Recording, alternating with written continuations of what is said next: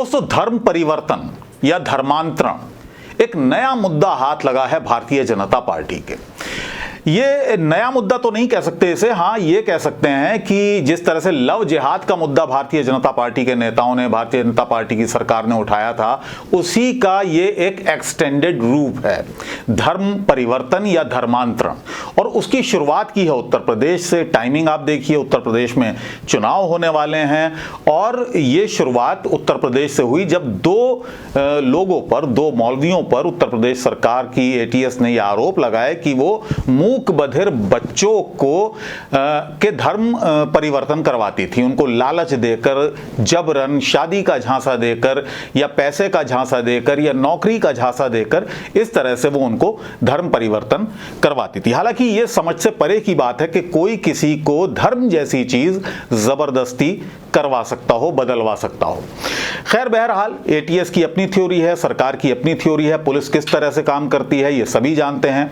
और जाहिर है मीडिया का जिस तरह से इसमें इस्तेमाल किया गया, उस मीडिया का जो एक पॉकेट मार भी अगर पकड़ा जाता है तो पुलिस की जांच पर सवाल उठाता है मीडिया, लेकिन इस मामले में किसी तरह का कोई सवाल नहीं उठाया गया। जो पुलिस ने कह दिया एज इट इज मीडिया ने दिखा दिया। मान लो मीडिया को पुलिस ने डिक्टेट किया और मीडिया ने पूरी दुनिया को बताया कि ये मामला है, इस तरह की फंडिंग हुई, इस तरह से तार विदेशों से जुड़े हुए हैं, आईएसआई तक से संबंध उनके वगैरह वगैरह बता दिए गए। क्यों?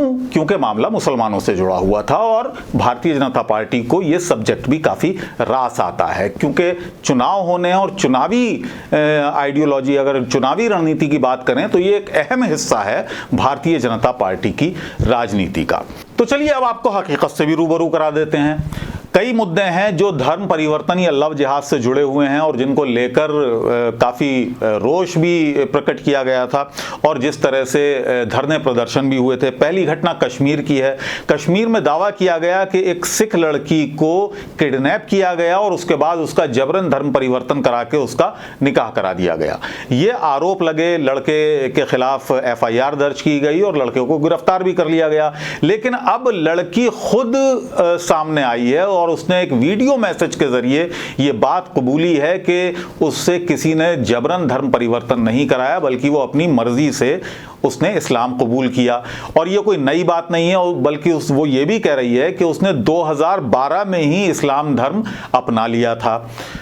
आप पहले सुनिए कि लड़की अपने बयान में क्या कह रही है, फिर आपको और घटनाएं हम बताएंगे जो इसी तरह की घटनाएं हैं जिसमें लोगों को परेशान किया जा रहा है उनके सिर्फ धर्म परिवर्तन करने पर। दनमीत मैं हूँ।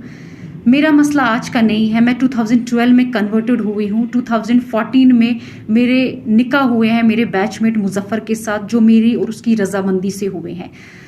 उसके बाद 6 जून 2021 में अपने घर से निकली। मैंने अपने घर में कॉल भी किया कि मैं अपनी मर्जी से निकली हूँ, मुझे ढूंढना नहीं। और विदिन 2 घंटे में पुलिस ने मुझे लोकेट कर दिया और सदर पुलिस स्टेशन बागात ले आए, जिसमें ऑलरेडी पूरी सिख कम्युनिटी और मेरी फैमिली वहाँ पर थी। उसके बाद एसएचओ ने मेरा स्टेटमेंट लिया, जो मेरा स्टेटमेंट सिर्फ ऑरल ले रहा था। मैंने उसको ये बोला, आप मेरा स्टेटमेंट रिटन कीजिए, आप जो मैं बोल रही हूँ आप रिटन कीजिए। मैं उनको ये बता रही थी 2012 में मैं कन्वर्टेड हुई हूँ, 2014 में मेरे निकाह हुए हैं, मेरे डॉक्यूमेंट्स हाई कोर्ट के हैं, आप एक बार डॉक्यूमेंट्स चेक कीजिए मेरे। और इतना सब कुछ सुन के भी लड़के को लॉकअप में डाला गया था, उसके ऊपर एक्ट्स और चार्जेस लगा दिए गए थे। मैं उनको बार बार बोल रही थी कि मेरा 2012 में कन्वर्टेड हूँ मैं 29 ईयर ओल्ड गर्ल हूँ। मैं एक छोटी बच्ची आपने पकड़ के नहीं लाई कि आप मुझे मेरी फैमिली की ओर हैंड ओवर कर रहे हो। उन्होंने मेरी फैमिली को बिना कोई मेरी स्टेटमेंट रिटन किए हुए मेरी फैमिली को मुझे दे दिया। मैं बार बार उनसे ये कह रही थी कि प्लीज़ आप मेरे डॉक्यूमेंट्स देखिए। उन्होंने मेरे डॉक्यूमेंट्स चेक भी किए, स्टिल उन्होंने मेरी फैमिली को मुझे हैंड ओवर कर दिया। मेरा 3 महीने पहले मेरा कन्वर्जन हुआ है और मेरा कन्वर्जन बिल्कुल अपनी मर्जी से हुआ है, बिल्कुल किसी के दबाव में आके नहीं हुआ है, बिल्कुल अपनी मर्जी से हुआ है। मैं खुद विलिंग थी और मैं मतलब सिख कम्युनिटी काफ़ी 3-4 दिन से काफ़ी रूड हो रही हैं, इस वजह से मैंने वीडियो बनाया। रहा सवाल मौलाना साहब का, मौलाना साहब या मुफ्ती साहब जो हैं जो शादियां करवाते हैं, तो मैं ये भी बताती चलूँ कि जब वो शादी करने के लिए हम मौलाना साहब के पास, ख़ास मैं अपना बताऊँ, मुझे दूसरों का नहीं पता, मैं अपना बताती हूँ। जब मैं मौलाना साहब के पास शादी के लिए गई उन्होंने मुझे एक बार पर्सनली मुझे पहले मौलाना साहब मिले, दूसरी बार मैं फिर मुफ्ती साहब से मिली। उन्होंने मुझे पर्सनली अलग अलग इन्वेस्टिगेट किया कि कोई फोर्सफुली मतलब आपको कन्वर्जन तो नहीं करवा रहे हैं, या इसका आप इस लड़के का कोई और मसला तो नहीं है, आपका कोई और मसला तो नहीं है जिस वजह से आप मतलब कन्वर्ट हो रहे हो, अपनी मर्ज़ी से हो रहे हो क्या, या आपको फोर्सफुली कन्वर्ट किया जा रहा है। तो ये मैं सबको बताती चलूँ कि जब भी शादियां भी होती हैं, निकाह भी होते हैं, मौलाना साहब या मुफ्ती साहब होते हैं, वो भी अपने लेवल पे पहले इन्वेस्टिगेट करते हैं, वो लड़की से पहले पूछते हैं कहीं ये फोर्सफुल एक्ट तो नहीं है। तो दोस्तों ये आपने सुना, इसमें लड़की वो साफ कह रही है, ये तमाम चैनल्स पर भी ये खबर चली और इसमें लड़की कह रही है कि उसने अपनी मर्जी से अपना धर्म बदला है, उसको किसी ने किडनैप नहीं किया था और ना उस पर किसी तरह की कोई जोर जबरदस्ती की गई थी। ये एक घटना हो गई। अब दूसरी घटना हम आपको दिखाते हैं। ये घटना है मुजफ्फरनगर की। यहाँ पर एक लड़की ने धर्म परिवर्तन किया और कुछ हिंदू संगठनों ने उस पर दबाव बनाया, उसका बयान बदलवाया गया और उस बयान में उससे ये कहलवाया गया कि जबरन उसको धर्म परिवर्तन करने के लिए मजबूर किया गया, उसको लालच दिया गया, उसको झांसा दिया गया शादी का, इसीलिए उसने धर्म परिवर्तन किया है। लेकिन अब वही महिला सामने आई, उसने पुलिस थाने जाकर पुलिस थाने में ये तहरीर दी कि जो कुछ उसने अपने बयान में कहा था वो झूठ था, दरअसल उसने अपनी मर्जी से इस्लाम कबूल किया था, उस पर किसी तरह का कोई दबाव नहीं था और उसने जो बयान पुलिस में पहले दर्ज कराया था वो दरअसल कुछ हिंदूवादी संगठनों ने उस पर दबाव बनाया था और उसको धमकियां दी थी, इसलिए उसने अपना बयान दर्ज कराया था कुछ पड़ोसियों के खिलाफ।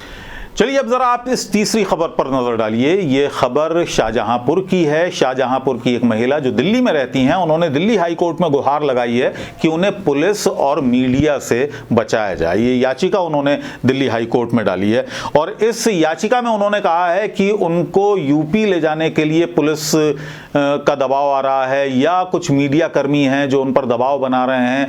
उन्होंने तो अपनी याचिका में यहाँ तक कहा कि एक मीडिया कर्मी ने उनसे 20,000 रुपये भी ले लिए खबर ना चलाने की शर्त पर, ताकि किसी तरह की दुर्भावनापूर्ण खबरें ना चलें, उसके लिए इस पत्रकार ने इस महिला से पैसे भी ऐंठ लिए। इसी तरह की याचिका इन्होंने ये सारी चीज़ें इस याचिका में उन्होंने दर्ज की हैं कि किस तरह से उनको प्रताड़ित किया जा रहा है, क्योंकि उन्होंने अपनी मर्जी से इस्लाम को कबूल किया है। 26 मई से उनको परेशान किया जा रहा है। 27 मई को अपनी इच्छा से उन्होंने इस्लाम कबूल किया था बिना किसी धमकी के, और वो ये भी लिखती हैं कि किसी तरह का उन पर दबाव नहीं था, कोई जोर जबरदस्ती उन पर किसी ने नहीं की थी इस्लाम कबूल करने के लिए।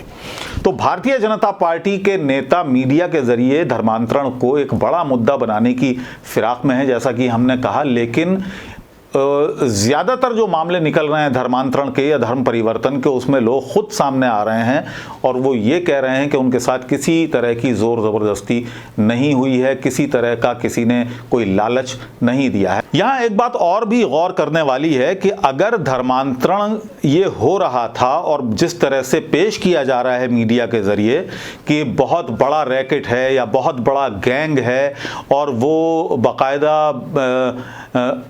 अंतर्राष्ट्रीय उनको फंडिंग हो रही है और इसके तार कई देशों से जुड़े हुए हैं, मिडिल ईस्ट से जुड़े हुए हैं या पाकिस्तान से जुड़े हुए हैं, अगर ये कहा जा रहा है तो आखिर ये सब कुछ आज क्यों कहा जा रहा है, अभी क्यों कहा जा रहा है? क्या पहले से इस बात की जानकारी सरकार को या गुप्तचर एजेंसियों को नहीं थी कि इस तरह से धर्म परिवर्तन करने के लिए अंतर्राष्ट्रीय स्तर पर कोई रैकेट चला रहा है या गैंग चला रहा है? सीधा सा इसमें चुनाव से मामला जुड़ा हुआ है। उत्तर प्रदेश में चुनाव हैं, मध्य प्रदेश में चुनाव हैं और यहाँ पर ये मुद्दा धर्मांतरण का या धर्म परिवर्तन का भारतीय जनता पार्टी के लिए, भारतीय जनता पार्टी ऐसा मानती है कि उसके लिए शायद कुछ मुनाफा दे जाए, कुछ लाभ पहुंचा पाए शायद भारतीय जनता पार्टी को।